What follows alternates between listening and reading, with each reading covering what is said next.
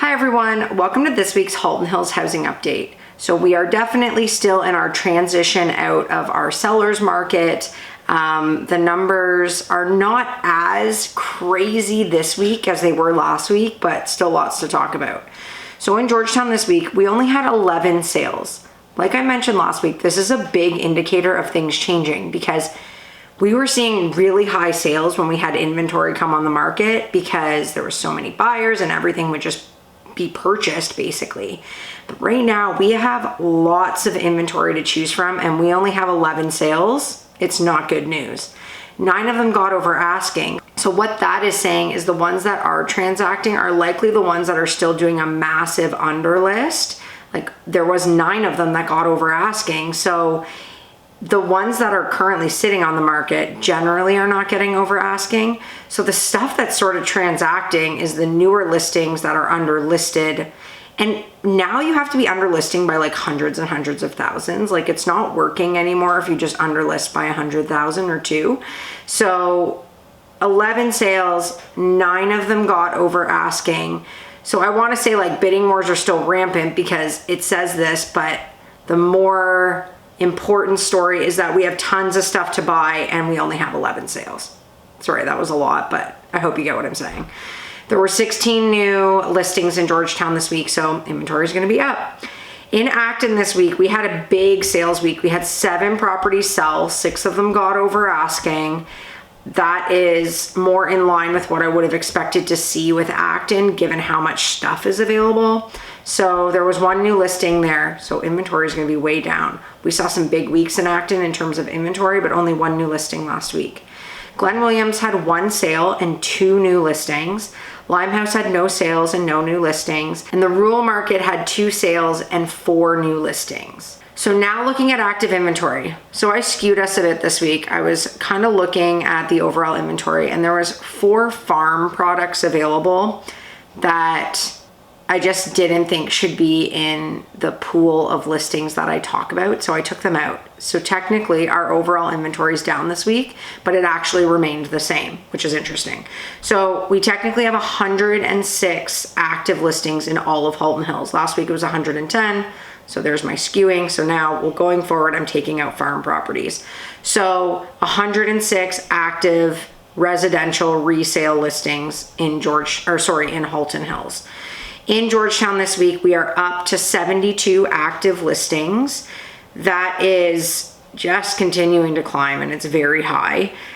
We did have quite a few properties. I think it was 4 properties terminate and didn't relist this week. So we didn't see as high of an inventory jump as we should have because some things came off the market, but still 72 sitting very high.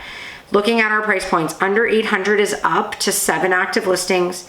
800 to $1 million is down slightly to 14 active listings from 15. So the $1 million to $1.5 million price point, this price point just keeps getting inventory and it keeps climbing.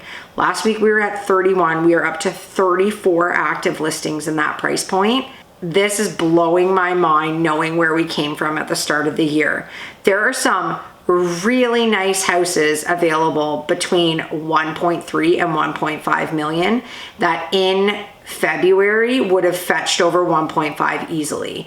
So if you are a buyer and your budget is under 1.5 million, I'd take a good scrub at MLS right now because there is some really nice stuff available. That is the pocket that we are in a buyer's market. You can actually possibly negotiate some conditions in there. So I would not hesitate if you have a $1.5 million budget to throw an offer at somebody because that pocket is sitting with really high inventory.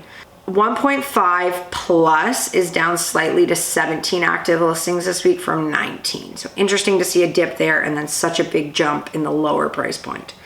So Acton is down this week to 14 active listings from 20. So saw a pretty big drop there, but still sitting with lots of options in Acton. Glen Williams is up slightly to 4. Limehouse has 1 and the rural market is down slightly to 15. Again, I skewed that with my farm stuff. So sitting at 15 active residential listings in the rural market. So when we looked this week at the terminateds and expireds and all that, the people that are sort of playing with either their listing or their prices, we were only at 11, where the last 2 weeks prior to that, we were in the 20s. So things are sort of, I think, stabilizing a bit. I'm not sure that we're going to continue to see a huge spike. I'm really interested because it feels like we saw a huge spike there for 2 weeks, and this week was just kind of like normal-ish. So I do think our inventory is going to continue to climb, but not at the dramatic pace that we saw for the last 2 weeks. All in all, we are 110% leaving our sellers' COVID market behind. There's no indicator that this is going to go backwards. So it's a really interesting time to be thinking about making a move. As a seller, your expectations for sure have to be changing. And when you are buying something, your expectation of what you can get on your sale is going to have to change. And I think now we're going to start seeing some people go back to selling their houses before they buy, because they actually have some options to choose from, and that way they know what they get out of their property. So this is very much in transition, and I literally am like looking forward to every Tuesday to see how these numbers are playing out. So I will be back next Tuesday. Have a great week, everyone.